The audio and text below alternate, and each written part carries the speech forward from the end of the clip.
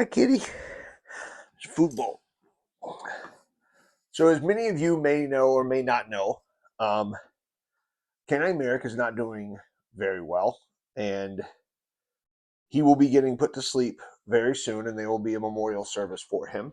I'm hoping to be able to live stream that so that all of my followers can take part in that. However, sort of leading up to this, I was going to go through and share some of my favorite Merrick moments, some of my favorite deployments or training stories or whatever. I know I haven't shared a whole lot about deployments and things like that with Merrick, and that's just because we were active and there was a lot of things that were still in the litigation process that I wasn't going to share stories. So but getting towards the end of it, I'm just going to share stories. I'm just not going to give certain names, locations, things like that.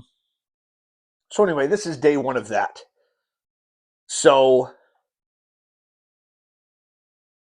I guess I'll just start off at the very beginning. And I haven't really shared this, but we're just going to sort of go through the whole life of Merrick and how he came to be in my life and everything like that. So we'll fast forward back to 2018. Or fast forward back. We're going to rewind back to 2018. And actually, me and my kids, we were at Reads Across America in Washington, D.C. And I remember I had been picked as the sheriff's office canine handler, and we were just waiting to see what dog we were going to get. And I ended up getting sent these videos of this little bitty tiny female Malinois that we named Cora. And she was only like 42 pounds. She was a little spitball. The way the guy described it to me was this was a Ferrari, right? That was actually the first dog I brought home was this little bitty Malinois named Cora. And I had her for a few weeks, but she ended up having some heart issues and she got sent down to do sport dog stuff in Louisiana. So I am now a canine handler who has started training but has no dog. My head trainer at the time, he said, "Hey, I just was giving this dog back to me. The family really didn't know what to do with the dog. The dog was sort of bullying them around. They were putting him in a crate while they went to school and to work. And then when they would get home, they would let him out. And he was about 14 months old and he weighed almost 80 pounds. And he would just sort of like shoulder check him. He would refuse to go upstairs. He refused to put on a collar, all of this stuff. So they gave him back to the breeder. The breeder said, I did some testing. And actually, while he was testing whether or not Merrick would bite, he actually bit through the breeder's thumb, like right through the thumbnail. So he goes, I think he'll bite. What are you doing, cat?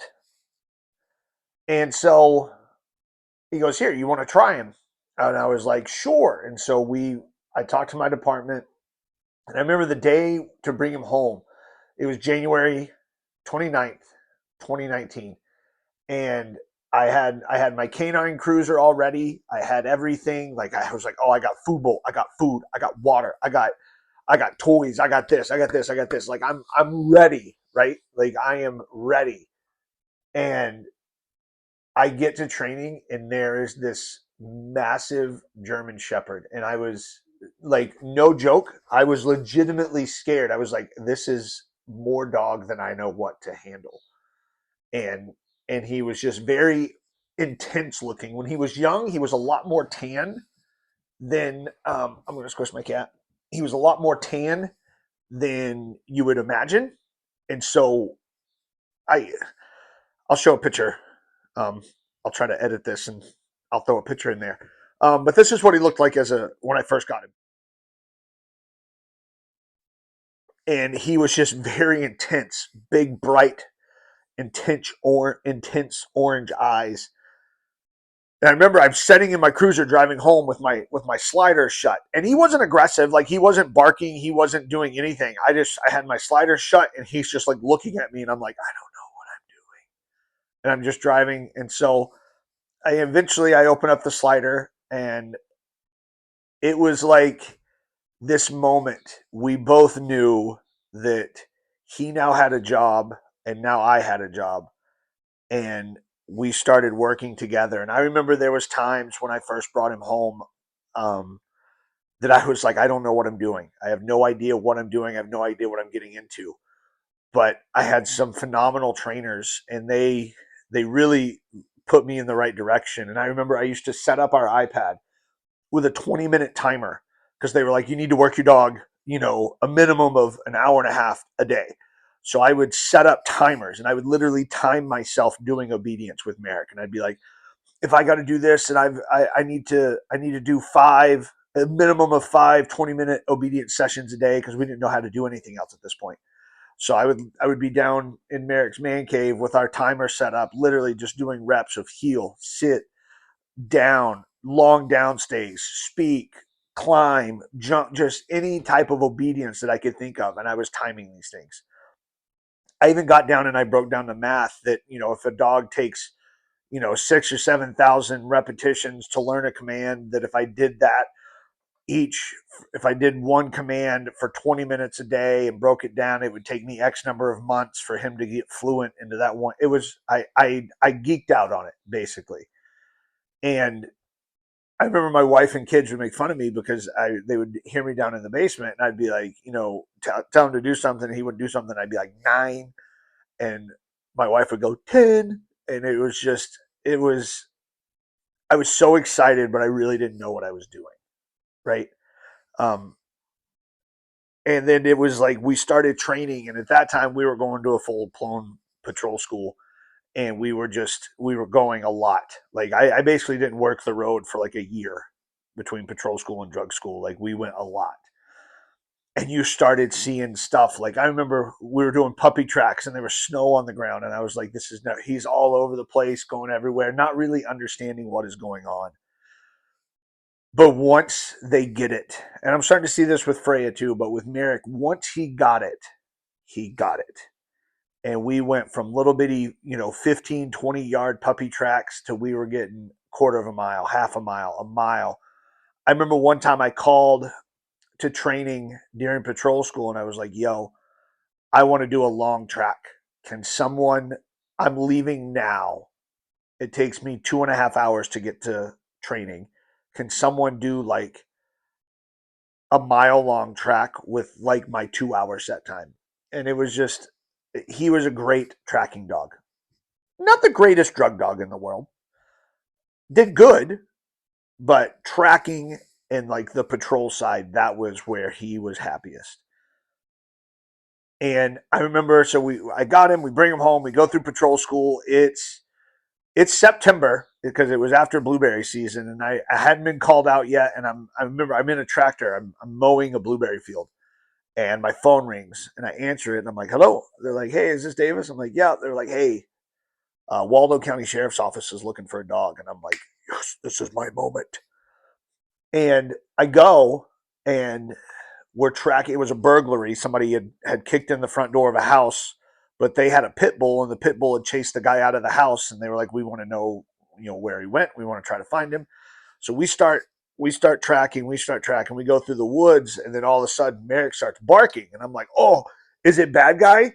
No, it was a donkey. There was just a donkey in the woods. Turned out we were behind somebody's house that had farm animals, and there was donkeys and pigs and all kinds of stuff. So we worked through that, and then we go down and we're like near this like little walking trail brook river thing, and we go down and then Merrick jumps in the water. And at this point Merrick had been to water quite a few times and he loved playing in the water. So I'm like, if you are just going to the water, I am going to wring your neck, dog. And he's just splash, splash, splash, splash. At this point he's still not very old, he's not even 2 yet. So he is like still trying to figure out how to use his legs, and he's just splash, splash, splash, right down the middle of this like brook. I'm like knee deep in water, and he's just splash, splash, splash, splash, splash, splash. Goes up to, we're now back at the road. He comes up over the bank back to the road, and I find a muddy, wet shoe, and I'm like, this dude's been working the entire time, and I thought he was just goofing off. Like I was pissed. Like I was like, what are you doing? Like I was pissed, but this dude had been working the whole entire time, right? And so we find this shoe and we're like, oh, we try to track, we can't find it, can't find it. Then we start seeing tire tracks. And it ends up that we were right. That was the dude's shoe. He had gotten picked up by the car that was meant to pick him up after they did this burglary. And it was one of those, for me, it was an eye opening moment of this is fantastic. Like all of this work that we have done from January until now is finally paying off. Like all of the tracks, all of the time spent in the woods, it's paying off. Like we found a wet, muddy shoe.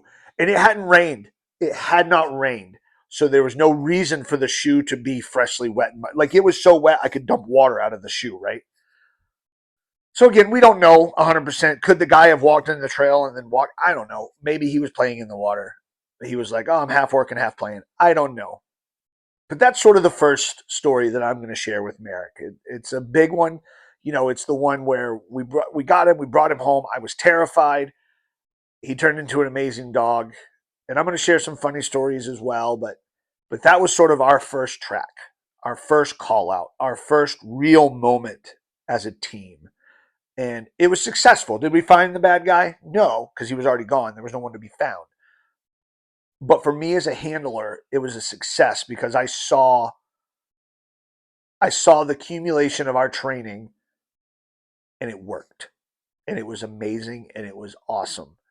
And we're going to continue to share these over the next, 2 weeks as we get closer to the celebration of Merrick's life. And I'm going to keep telling these stories.